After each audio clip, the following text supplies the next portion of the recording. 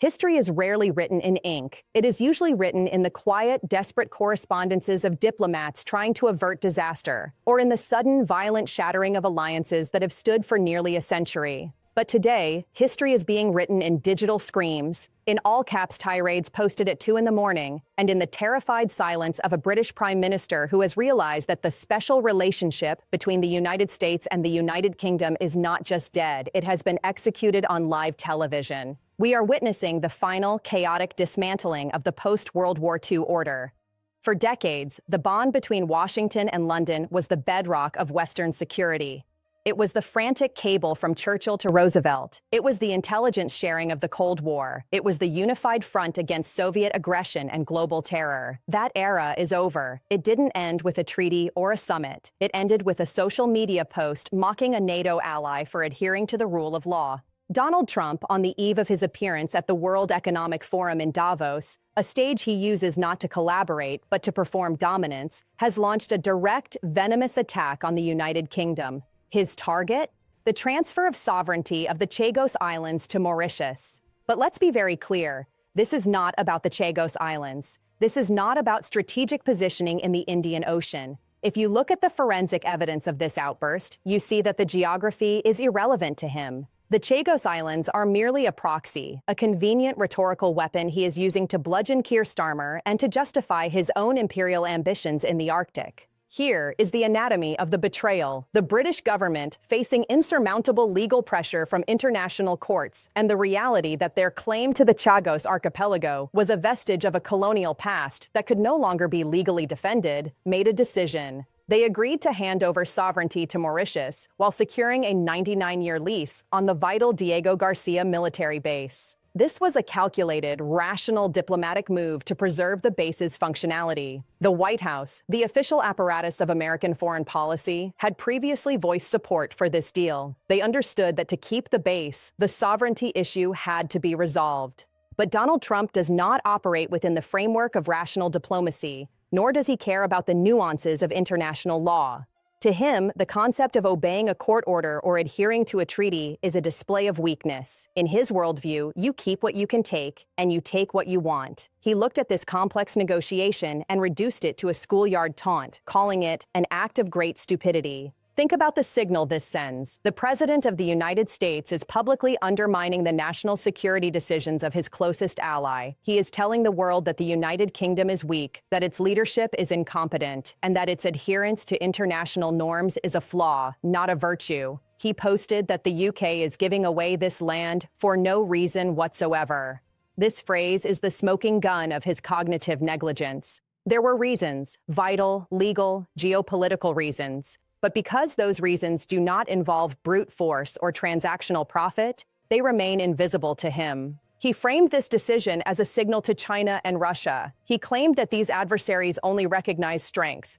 But the irony, the tragic, devastating irony, is that nothing projects weakness more than a fractured NATO alliance. Nothing emboldens Beijing and Moscow more than seeing the American president eviscerate the British Prime Minister in a public forum. When Trump attacks London, Xi Jinping does not tremble. He takes notes. He sees that the West is eating itself. But we must go deeper. This is where the forensic analysis reveals the true rot at the core of this moment. Trump's attack on the Chagos deal was not an isolated critique of British policy. It was a setup. It was a prelude to his obsession, his fixation, his white whale, Greenland.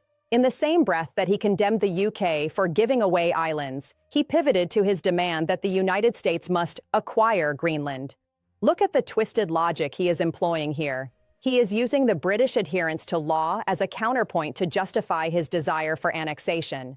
He is arguing that because the UK is weak for following the law in the Indian Ocean, the United States must be strong by seizing territory in the Arctic. He calls the British move a national security reason why Greenland must be bought. It is a non sequitur of staggering proportions, a connection that exists only in a mind that views the globe not as a community of sovereign nations, but as a monopoly board where properties are traded, sold, or seized based on the whim of the player with the most cash. This is the commercialization of sovereignty. He is threatening Denmark, a sovereign nation, and its European allies. He is demanding they do the right thing, which in his vocabulary means capitulate to my demands. This is not the language of a president. It is the language of a racketeer. And to enforce this racket, he is not using diplomacy. He is weaponizing the American economy. We are seeing a cascading failure of the alliance structure. It isn't just the UK. France is in the crosshairs as well. Just days before this attack on London, Trump threatened to impose 200% tariffs on French wines and champagne. Why? Was it a trade dispute? Was it about subsidies? No. It was because Emmanuel Macron reportedly declined a seat on Trump's performative Board of Peace for Gaza. Let that sink in. The President of the United States is threatening to devastate the economy of a key NATO ally, to destroy livelihoods in Bordeaux and Champagne because his ego was bruised by a declined invitation. He is treating the devastating power of U.S. economic sanctions, tools designed to cripple rogue states and terrorists, as a personal whip to punish friends who do not clap loud enough at his rallies. This is the definition of a tyrant. A tyrant does not distinguish between the national interest and his personal vanity. If you offend the man, you offend the state. And the state will crush you. The special relationship cannot survive this. Prime Minister Keir Starmer is attempting to navigate this hurricane with a paper umbrella. His response to these threats has been tragic in its traditionalism.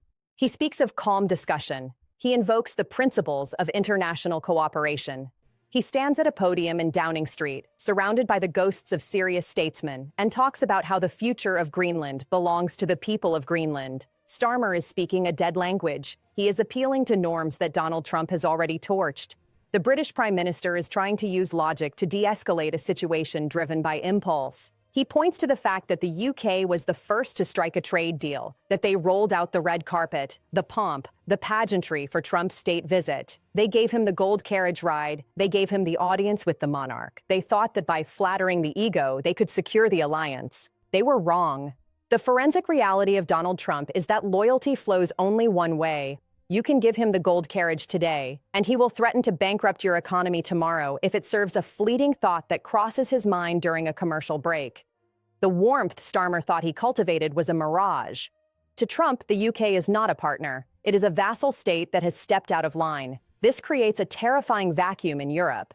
The UK, historically the bridge between America and the continent, has been burned. France is under economic siege. Denmark is being threatened with a hostile takeover of its territory. The German leadership watches in horror. The glue that held the West together, the assumption that when the chips are down, the United States will have Europe's back, has dissolved.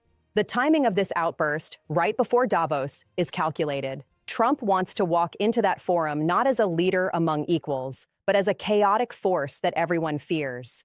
He wants the room to be walking on eggshells. He wants the headlines to be about his power to disrupt, his power to destroy. He is signaling to the autocrats of the world that he is one of them. By attacking the democratic process of the UK and threatening the sovereignty of Denmark, he is aligning himself philosophically with the very powers NATO was built to contain. We are witnessing the weaponization of unpredictability. For 70 years, American foreign policy was designed to be predictable, to provide a stable horizon so that markets could grow and nations could disarm. Trump introduces volatility as a strategy, but volatility in a military alliance is not a strategy. It is a suicide pact. When you cannot predict if the American president will defend you or declare a trade war on you based on his mood that morning, you cannot plan for defense. You cannot share intelligence. The mechanism of the alliance rusts and seizes up. Starmer's desperate phone call on Sunday night, pleading with Trump not to impose tariffs, telling him he was wrong.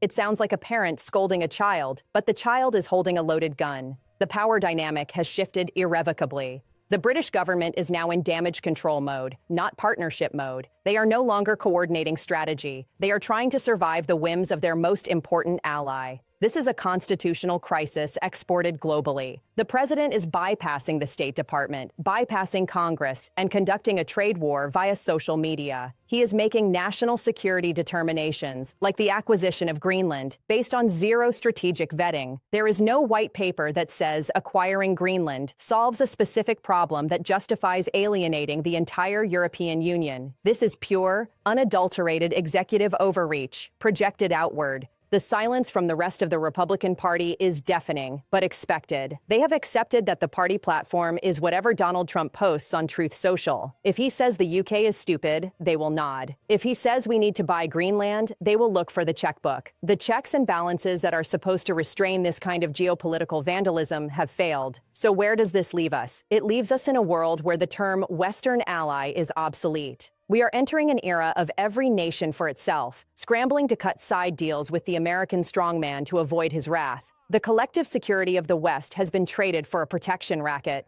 The UK, our oldest friend, our brother in arms, has been publicly humiliated and told that its sovereignty is secondary to Trump's real estate fantasies. The fallout from this will not be immediate, but it will be terminal. Intelligence sharing will slow down because trust has evaporated. Diplomatic cables will become guarded. The military coordination at bases like Diego Garcia will become fraught with tension, as British commanders wonder if their American counterparts are about to receive an order to seize the facility entirely. This is the anatomy of a betrayal. It is the death of the special relationship, not by enemy fire, but by friendly fire. It is the moment we realize that the person sitting in the Oval Office views our allies not as friends to be protected, but as marks to be fleeced. The fires are burning in London, in Paris, in Copenhagen. The diplomatic cables are melting, and we are watching the architecture of peace being dismantled, brick by brick, tweet by tweet. Do not look away. Do not normalize this. When they tell you this is just Trump being Trump, understand that what they are really saying is that chaos is now the official policy of the United States. We have to stay vigilant. The speed at which these alliances are crumbling is designed to overwhelm you, to make you tune out because it's too much noise, too much conflict. That is the trap. If you disengage, the new reality cements itself. Stay with us.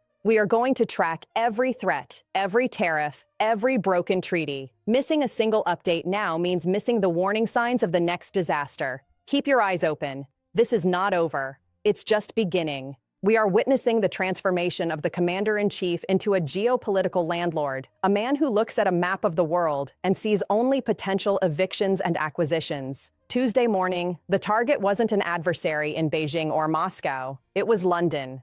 In a move that left the halls of Westminster stunned, Donald Trump unleashed a tirade against the United Kingdom, our oldest and most vital strategic partner, branding their handling of the Chagos Islands sovereignty as an act of great stupidity. Let's be clear about what happened here. The British government, operating under immense international legal pressure and facing court decisions that undermined their position, secured a 99-year lease to maintain the critical military base at Diego Garcia. They secured the asset. They followed the rule of law. But in the eyes of this White House, adhering to international law is a sign of weakness. To a man who views diplomacy through the lens of a predatory developer, giving back sovereign land, even to secure a military advantage, is a bad deal simply because you didn't keep the dirt. But this wasn't just an isolated outburst. This was the opening salvo in what we must now call the Greenland Ultimatum, in a twist of logic that would be laughable if it weren't bringing us to the brink of armed conflict. The president used the British decision as a pretext to double down on his obsession with acquiring Greenland. He is explicitly arguing that because the UK returned an island, the United States must forcibly acquire one. This is not foreign policy. This is the chaotic reasoning of a warlord looking for a casus belli. He is holding the North Atlantic Treaty Organization hostage over a real estate fantasy, declaring that this is a matter of national security. Look at the collateral damage spreading across the continent. France is already in the crosshairs. Because President Macron reportedly declined a performative seat on a so-called Board of Peace, the White House is threatening 200% tariffs on French wines and champagne.